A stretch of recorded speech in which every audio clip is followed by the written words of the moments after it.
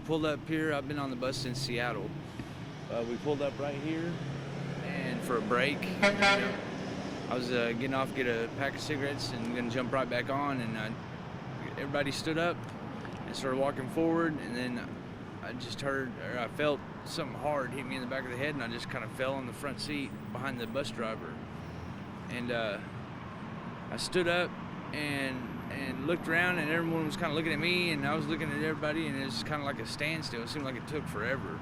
And then I felt something running down my back, and I went like this, and I just covered with blood.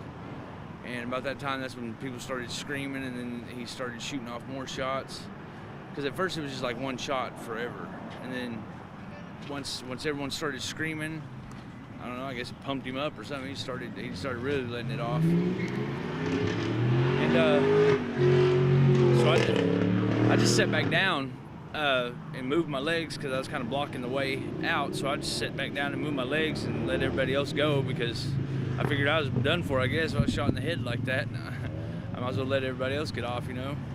And everybody else started running off, screaming. I got off, and as I was getting off, you hear a bunch more shots going off.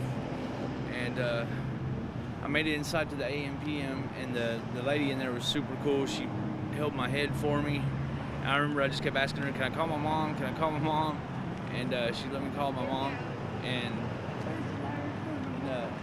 talk to my mom. I got to talk to my mom, you know what I mean, while she held my head. And there's people, it was going crazy though, people running all over the place screaming. There's a pregnant chick that said she was miscarrying, and it was all bad, and it's for no reason. I don't understand why. Everything was fine. We've been on the bus, everybody been on the bus together for a while, and everybody's cutting up, laughing, joking, you know, loaning each other, using each other's phones, whatnot. Everything was chill.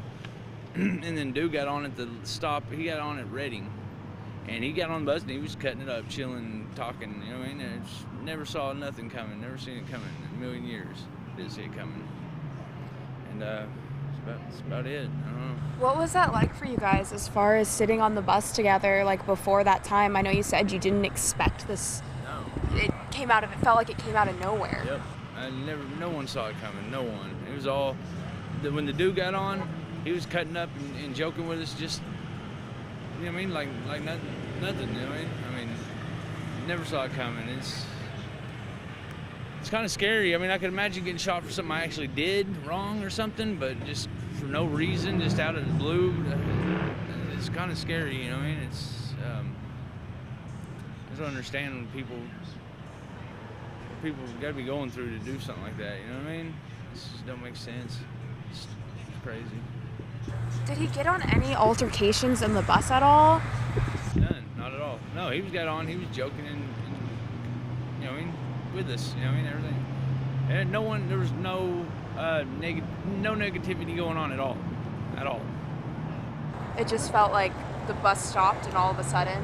The bus stopped, we get up, bus stop, we get up to go get our drinks or whatever, and they just started going off, started shooting. I'm like, damn, why'd I gotta be the first one shot? What did I do? But, yeah. Were you sitting near him on the bus? No, I wasn't even close to him. I was in the middle of the bus, and I was in the middle of the bus on the right side, and he was in the back of the bus somewhere. He sat down in the back of the bus, and yeah. By the time when I got shot, I got up. I took a couple steps forward, and to just waiting my turn to get off the bus. You know what I mean? And that's when he shot me, and I fell in the seat behind the driver, and yeah, and I fell in some lady's lap, and she just kind of held my head. She wasn't freaking out. No one was freaking out though. It was super weird how, I mean, I don't know. No one started freaking out until they saw the blood. They saw my blood, and then that's when people started freaking out, and then that's when more shots started. Like everyone started screaming, and I guess that just got him off. So I mean, he just started shooting more after everyone started screaming. You know what I mean? And that, I guess, sensation of feeling I don't even know how to ask. What? I was just thinking, when I saw all that blood coming from my head, and when it wasn't hurting, it was just a numbness, and my ears were ringing But I just kept thinking, okay, well, I'm done for. Let's get out of the way and help everybody else get off. So because I was like, where I fell, my feet were laying across the aisle, and so I just moved my feet. I kind of tucked myself up and let everybody else, run off and stuff. I just thought it felt like a movie or something. It didn't feel like it was really happening. You know what I mean? You see stuff like this more and more now. I mean, like all these random mass shootings and all this weird stuff going on across the world. But I never thought in a million years that I would be involved in it somehow. You know what I mean? Never. So it's kind of scary. It's really scary. Because you just don't see it coming. You know what I mean? It's no reason. So you were headed to see your family in Texas, you said? Yeah, I've been gone from home for a while, up in Seattle, and I was just trying to get back home to my grandma before she passes away and stuff, be there for them. You know what I mean? The older they get, they raised me, so I figured it's only right I'd return the favor, you know what I mean? And have you ridden? Had you gone on the Greyhound? Yeah, I've been up a couple times through the years, yeah, and never had nothing close to this happen. Never had a negative experience ever on the Greyhound. I could have flown too. When Grandma was like, "Well, we'll fly you back." I said, "No, I'll ride the bus. I like riding the bus. You meet people, and it's kind of be a good time, And yeah, I ain't really wanting to get on the bus now, but I gotta get home.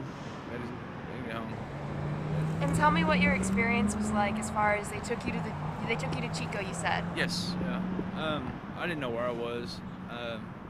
I'm not from here, obviously. Yeah. But they kept asking me where I was from, and I don't know. Anyway, I got there, and the ambulance driver, he was super cool. I wish I'd have caught his name so I could kind of thank him or whatever. But he was cool, man. They got me there quick. They got on it quick. You know what I mean? It was a fast process. You know what I mean? I got there and they looked at it and they thought for a while that the bullet was like in my head somewhere. You know what I mean? But I guess it had hit and went out, like hit and kind of ricocheted off, I guess. You know what I mean?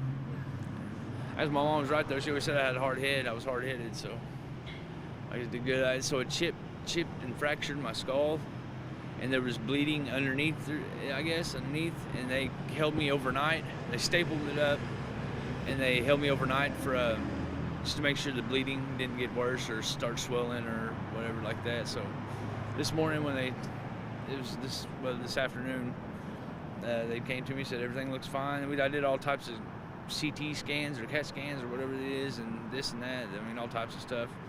And I came back this morning and said that just take it easy, and if I start getting dizzy, or lightheaded, or if it gets worse, then definitely hurry up and let someone know. But I'm weak. I feel weak and tired and just ready to get home. But other than that, I really feel. I was on the ride over there in the ambulance.